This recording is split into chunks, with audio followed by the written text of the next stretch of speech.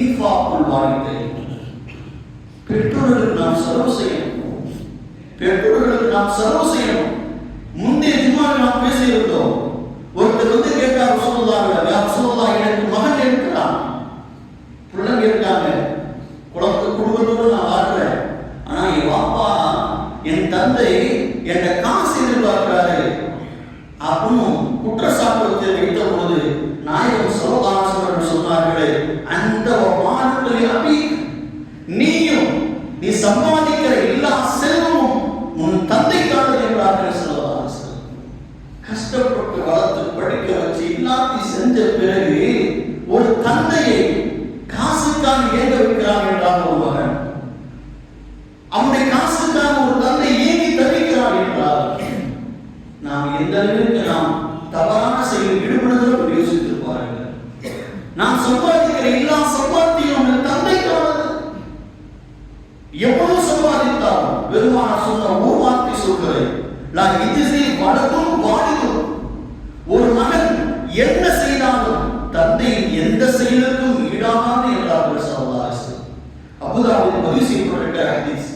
லா இஜ்ஸி வலதும் வாலிதன். ஒரு மகன் எந்த காரியத்தினாலும் தன் தந்தைக்கு எந்த செயல் காரணமாக ஈடுபட முடியாது. தாயை விட ஒரு பங்கு மேலாக நம் தந்தை நமக்கு என்ன செய்திருக்கிறார், எவ்வளவு தியாகங்களை செய்திருக்கிறார். அந்த தந்தைக்கும் தாய்க்கும் செலவழிக்கிறத நாம் கஞ்சப்படுகிறோம் என்றால் நாம் துர்பாக்கியசாலிகள். அம்மாவையும் அத்தாவையும் நாம் காசுக்காக பதுக்கி விடுகிறோம் என்றால் நாம் துர்பாக்கியசாலிகள் தான். எனக்கு தெரிஞ்ச நம்முடைய செல்வ நபர் இருக்கிறார். அந்த நபர் 54 வயது வைக்கிறதுக்காக என்ன செய்கிறார், ஒவ்வொரு நாளும் தன் வயதான தாய்க்கு என்ன செய்கிறார், 200 ரூபாயை கொடுக்கிறார். டெய்லி கொடுக்கிறார். காசு இல்லாம, கையில காசு இல்லாம ஒரு வயதான தந்தை வீட்டில் இருக்கிறார்கள் என்றால் அவருடைய எந்த ஓட்டங்களை யோசித்து பாருங்கள். பேரப்பிள்ளைகளும் வீட்டில் வியாபாரம், அந்த பேரப்பிள்ளைக்கு நம்மளால இது வாங்கி கொடுக்க முடியல, என்ன ஏற்படாதா? நலிவுற்று வயது மூத்தவராகி வீட்டிலே இருக்கிற தாய் தந்தையார்கள், அந்த தாய் தந்தையர் மனதில் ஏற்படாதா? நம்மகிட்ட காசு இருந்தா நம்ம என்ன செய்யலாம், நம்ம பேரப்பிள்ளைகளுக்கு ஏதாவது புஸ்தகம் வாங்கி கொடுக்கலாமே, அதை வாங்கி கொடுக்கலாமே, இதை வாங்கி கொடுக்கலாமே, ஏகாதா? அப்படி ஏற்று விடுகிறோம் என்றால் நாம் துர்பாக்கியசாலிகள் தான். அந்த நண்பர் என்ன செய்கிறார் என்றால் ஒவ்வொரு நாளும் தன் தாய்க்கு ஒரு செலவு இல்லை, எல்லாம் அவர் பார்க்கிறாரு. இருந்தாலும் ஒவ்வொரு நாளும் என்ன செய்கிறார், 200 ரூபாய் கூட நீ வச்சுக்கலாமா, நீ வச்சுக்க, உனக்கு என்ன செலவு நீ செய்யும். அந்த காசு நீ யோசிச்சு பாருங்க. ஒரு நாள் நம்ம பாக்கெட்ல காசு இல்லாட்டா அந்த நிலை யோசிச்சு பாருங்க. இந்த நிலை நம்முடைய மாப்பாவை முதிய வயதில் நாம் தள்ளாட விடுகிறோம் என்றால் அந்த நிலை எவ்வளவு துர்பாக்கியமானது.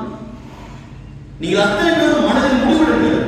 வயதான தாயோ தந்தையோ ஒரு வீட்டில் இருக்கிறார்கள் என்றால் தினமும் அவர்களுக்கு 200 300 நீங்கள் கையில் கொடுத்து விடுங்கள்.